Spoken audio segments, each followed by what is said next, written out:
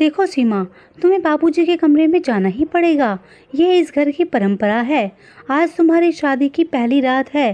दीदी, मुझे बाबूजी के कमरे में जाते हुए बहुत डर लग रहा है। आप भी मेरे साथ चलिए ना दीदी, मैं अकेले नहीं जा पाऊंगी। सीमा, मैं तुम्हारी जिठानी हूँ। जो आज तुम्हारे साथ होने जा रहा है वो कल मेरे साथ हो चुका है, लेकिन वहाँ हम सबको अकेले ही जाना पड़ता है। अच्छा दीदी, मुझे ये तो बताओ, बाबूजी मेरे साथ क्या करेंगे? नहीं सीमा, मैं ये तुम्हें नहीं बता सकती, क्योंकि अगर मैंने तुम्हें ये बात बता दी तो बाबूजी मुझे जिंदा नहीं छोड़ेंगे। जो भी कोई बहू इस घर में शादी करके आती है, शादी वाली रात उसे बाबूजी के कमरे में बितानी पड़ती है। फिर वो लड़की सारी रात ससुर जी के ही कमरे में रहती है, और जब वो कमरे से बाहर आती है तो उसके सारे कपड़े, उसका साज श्रृंगार बहुत अस्त व्यस्त रहता, और उसके चेहरे पर शादी की खुशी की बजाय एक उदासी रहती। आखिर सीमा के ससुराल में ऐसा क्यों होता कि सभी बहुओं को सुहागरात वाली रात अपने ससुर के कमरे में बितानी पड़ती? बड़ी बहू, ओ बड़ी बहू, कहाँ पर हो? अपने ससुर की आवाज़ सुनते ही सीमा की जेठानी दौड़ती भागती हुई अपने ससुर के पास आती है और सर पर कंधों तक पल्ला करके सर झुकाकर पूछती है, जी बाबूजी, क्या हुआ? आपको कुछ चाहिए था? हाँ बड़ी बहू, इस घर में एक नई बहू आने वाली है। क्या तुम्हें इतना भी नहीं पता? क्या तुम नहीं जानते कि नई बहू के आते ही उसके साथ क्या होता है? या तुम्हें ये सब कुछ मुझे दोबारा से सिखाना पड़ेगा? नहीं नहीं बाबूजी, क्या मुझसे कोई गलती हो गई है? गलती? तुमने तो बहुत बड़ा पाप किया है। तुम मुझे ये बताओ, आज शादी करके इस घर की छोटी बहू सीमा इस घर में आ जाएगी और तुमने कोई भी सजावट नहीं की है। जब वो दुल्हन के जोड़े में हमारे कमरे में आएगी तो उसे सब कुछ कितना फीका फीका लगेगा।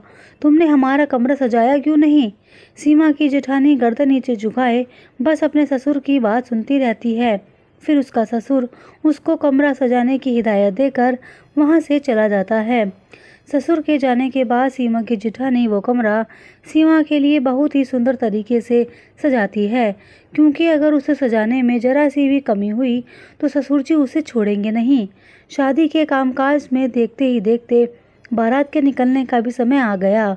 बारात लड़की वालों के दरवाजे तक पहुंची और जब दूल्हे ने लड़की को देखा तो वो तो बस देखकर हैरान रह गया। सीमा देखने में इतनी खूबसूरत लग रही थी कि आसमान के अप्सरा को भी फेल कर रही थी। शादी की सारी रस्में पूरी करके सीमा को उसके ससुराल के लिए विदा कर दिया जाता है। ससुराल में कदम रखते ही सीमा की जेठानी उसका स्वागत करती है और फिर उसको कमरे में ले जाकर कुछ बातें समझाने लगती है।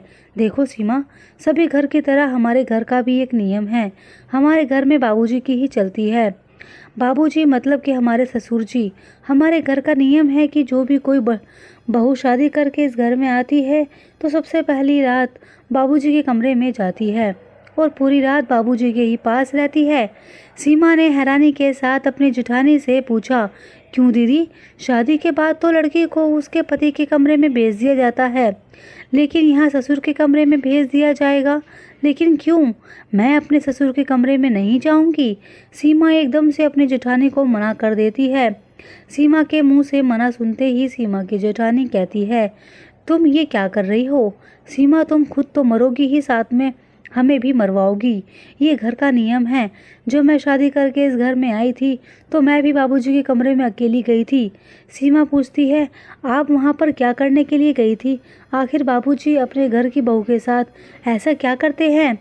सीमा की बात सुनकर उसके जेठानी गुस्से में आकर कहती है, तुम्हें नहीं पता है कि ये तुम मुझसे क्या पूछ रही हो? जब तुम बाबूजी के कमरे में जाओगी वहाँ पर जो कुछ भी तुम्हारे साथ होगा वो भी किसी और को नहीं बता सकती। अगर तुमने किसी को कुछ भी बताया तो बाबूजी तुम्हें वहीं जान से मार देंगे। बाकी तुम्हारी मर्जी, लेकिन मैं तुम्हें कुछ नहीं बता सकती। अब जल्दी से तैयार हो जाओ, तुम्हें बाबूजी के कमरे में जाना है। सीमा एक जगह बैठे हुए बुरी तरीके से घबराने लगी। उसे समझ नहीं आ रहा था कि ये घर का कैसा नियम है जो सुहागरात की रात को पति की बजाय ससुर के कमरे में जाना पड़े।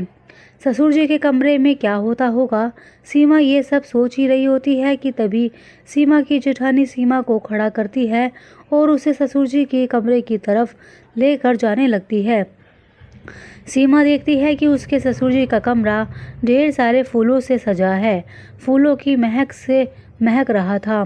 कमरे में घुसने के बाद सीमा की जेठानी सीमा को पलंग पर बिठा देती है और फिर खुद कमरे से बाहर चली जाती है। अपनी जेठानी को जाता हुआ देखकर सीमा की धड़कन बढ़ने लगती है। फिर वो अपनी जेठानी का हाथ पकड़ लेती है और तभी अचानक से ससुर जी कमरे के अंदर आ जाते हैं। ससुर जी को देखकर सीमा की जेठानी जल्दी से भागती हुई कमरे से बाहर चली जाती है।